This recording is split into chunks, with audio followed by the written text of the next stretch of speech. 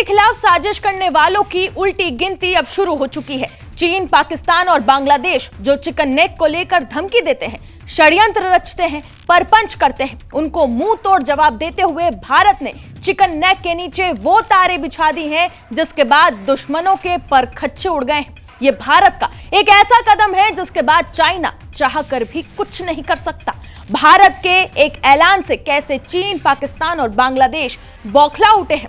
Chicken neck के नीचे भारत ने कैसे फौलाद का कवच तैयार किया है जिससे नॉर्थ ईस्ट इंडिया पूरी तरीके से प्रूफ प्लान में बदल चुका है कि चाइना यहां पर कुछ भी नहीं कर पाएगा। आइए जानते हैं। दरअसल इस साल के रेलवे बजट में सिलीगुड़ी कॉरिडोर को लेकर एक बड़ा मास्टर मूव सामने आया है। सरकार सिलीगुड़ी कॉरिडोर में 40 किलोमीटर तक का लंबा अंडरग्राउंड रेलवे टनल बनाने जा रही है, जो कि 20 से 24 मीटर जमीन के नीचे होगा। यानी इतनी गहराई कि यहां पर चीन के मिसाइलें हों या फिर बम, कुछ नुकसान नहीं पहुंचा सकते।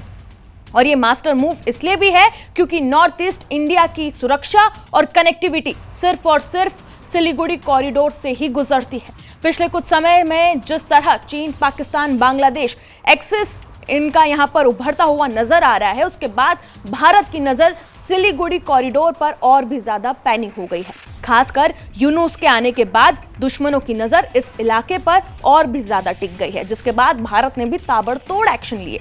और इस बीच अब यह भी खबर सामने आ गई कि इस रेलवे बजट में नॉर्थ ईस्ट इंडिया के लिए हजारों करोड़ रुपए आवंटित किए गए हैं। और इन्हीं में से एक अहम प्रोजेक्ट है चिकन नेक के नीचे अंडरग्राउंड रेलवे कॉरिडोर।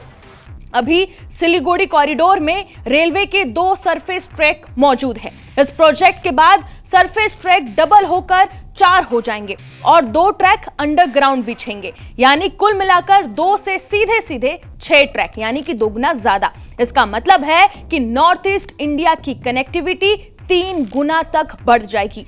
और आपको बता दें कि इसके असर सिर्फ जियो स्ट्रेटेजिक नहीं है बल्कि इकोनॉमिक भी होंगे। याद रखिए, नॉर्थ ईस्ट इंडिया भारत का गेटवे है। ASEAN के लिए, एक्ट ईस्ट पॉलिसी के लिए यह बहुत महत्वपूर्ण है। और अगर नॉर्थ ईस्ट में इंडस्ट्रियलाइजेशन बढ़ता है और लाना है तो मजबूत कनेक्टिविटी सबसे पहली शर्त है। और ये अंडरग्राउंड रेलवे टनल कच्चा माल लाने में मदद करेगी। इतना ही नहीं, तैयार सामान देश और विदेश भेजने में भी बहुत महत्वपूर्ण भूमिका निभाएगी। टूरिज्म और बिजनेस ट्रेवल बढ़ाने में मदद करेगी, यानी कि सिक्योरिटी के साथ साथ इकोनॉमी को भी जबरदस्त बूस्ट मिलेगा। केंद्रीय रेल मंत्री अश्विनी वैष्णव ने खुद इसकी पुष्टि भी की है। उन्होंने कहा कि केंद्र नॉर्थ ईस्ट को बाकी भारत से जोड़ने वाले 40 किलोमीटर लंबे स्ट्रेटेजिक कॉरिडोर पर अंडरग्राउंड रेल ट्रैक बनाने की योजना बना रहा है। अब आगे सुनिए कि ये प्रोजेक्ट इतना अहम क्यों है। अश्विनी वैष्णव ने क्या कुछ कहा। आसाम और नॉर्थ ईस्टर्न स्टेट्स के लिए 11,486 करोड़ रुपीस का बजट एलोकेट हुआ है।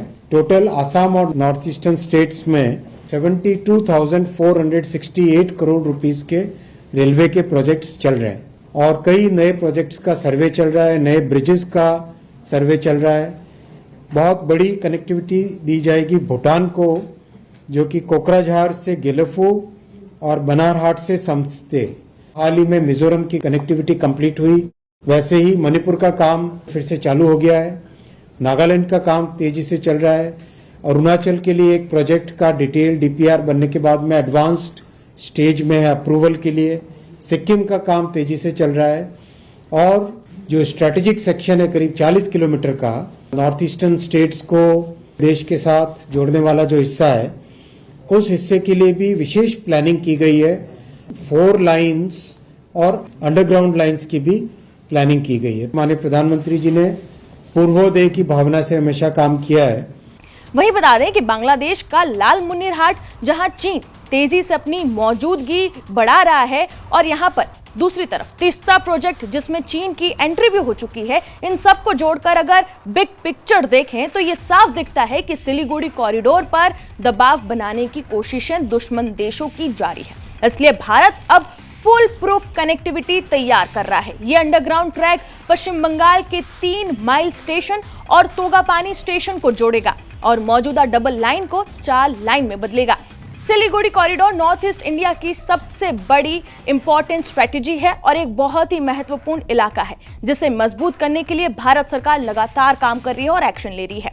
और अगर यहाँ ब्लॉकेज हुआ तो पूरा नॉर्थ ईस्ट को भारत से काटा जा सकता है और इसीलिए ही सरफेस पर बमबारी हो, मिसाइल अटैक हो या फिर सबोटाज या फिर नेचुरल डिजास्टर हो, फिर भी अंडरग्राउंड ट्रैक हमेशा के लिए चलता रहेगा। इसे मिलिट्री टर्म में कहते हैं रिड्यूडेंसी।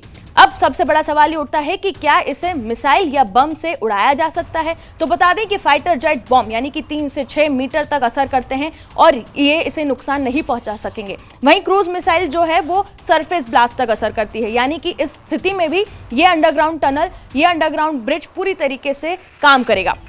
बंकर बस्टर बम की भी अगर बात करें तो उनका जो डायमीटर होता है वो 10 से 12 मीटर का होता है। तो इस स्थिति में भी ये जो अंडरग्राउंड टनल है वो पूरी तरीके से सेफ रहेगी। रेनफोर्स्ड कंक्रीट और भारी ओवरबर्डन के साथ में इसे तैयार किया जाएगा। इसे नष्ट करने का एक ही तरीका बचेगा और वो है न्यूक्लियर हमला।